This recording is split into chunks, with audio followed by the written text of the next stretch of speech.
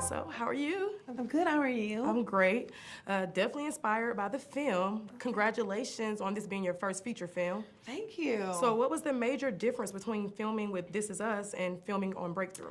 I think it has to be the technical stuff. So with our show, we're a single cam, which means that everything is sort of handheld operated. With a feature, they have to set up a dolly track, and that takes as quickly as they can do it, of course, but there's a lot of time in between setups. So you have to sort of sit maybe 30, 45 minutes in between each take, sometimes if they're getting different angles or different coverage. And so that was like, okay, I have to pace myself. That's probably the biggest difference. So you also were a manager for 9 years? Talent agent. A talent agent. A talent agent for 9 years. So you were a talent agent for Ariana Grande? Yeah, she was one of our clients. I was on the team for her. Yeah. So how did you end up acting? Well, acting was what I came out to Los Angeles to do. Okay. I met my manager in like an open call in Florida. She had a showcase. We got an agent, and then my agent needed an assistant. And so my manager was at the time. She was like, why don't you go in and work for her? And I'm like, wait, what? No, I came here to act. Like, I'm not going to go and work in an office. Like, do you not believe in me? Like, what's going on? Yeah.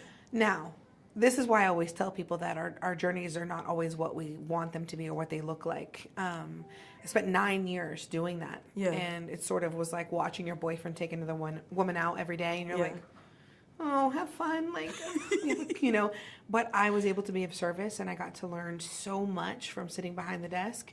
And really able to separate my ego from the craft, and that knowing that I'm putting this work in and I'm doing all this because I really want this. And it's not about the fame and the fortune, but the craft and what that means to me. So, our journeys, they might look different, but they're necessary to go through. Yeah.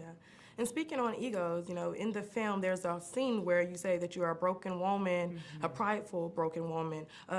What exactly does that mean? Joyce and her husband, Brian, they really had a battle of what they each believed in was going to happen. Yes.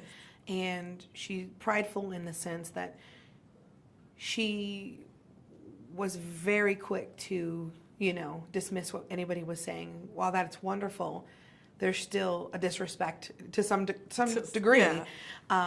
And that maybe she chose her words unwisely, and that she might have offended somebody in the process. And that wasn't her intention, but she just wanted her son to be well. Yeah.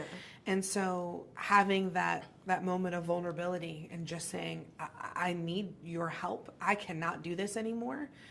We all have to come to that breaking point. Yes. And she definitely did that. And that for me was one of the most amazing moments. Definitely was amazing. And Joyce Smith, she literally spoke life into her son's body. Yeah. So how strong does your faith have to be to believe something that you do not see with your own natural eyes? Right. I mean, it has to be so unwavering and so strong. Yes.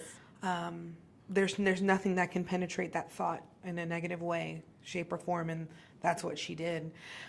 It's almost unbelievable to even have that conviction to advocate that strongly and to obviously pray and plead to God. It's hard to wrap my head around. Believe in yourself so much that people think you're crazy. Yeah, but that's what we all need to do. Yes. And I have done that to some degree, for sure. Yeah. So I could relate to that. Yeah. And, speaking of breakthroughs, have you had any personal breakthroughs in your life that you could use to kind of tap into the character of Joyce Smith? Well, I mean, I have many breakthroughs, and I've had many breakthroughs. One in particular was that my mother, when right before the start of the film, she actually had a stroke. Oh, wow. And the doctor said she wasn't really, it was probably very slim to none chance that she was going to make it through the night. And I said, well, okay, you're a doctor, right? You practice? Mm-hmm. So you can practice, but you don't know, because every single patient is different. And you don't know my mother, and you don't know her willpower and what it is that she has intended. Yeah. Or God has intended for her. And I said, you can only speak positive things about and for my mom.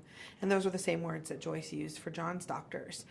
And that for me was like, we were in a meeting with Devon Franklin, our producer, and I thought, oh, this is like a moment that really rung so true that if I'm the girl for the job, I think it's for a reason.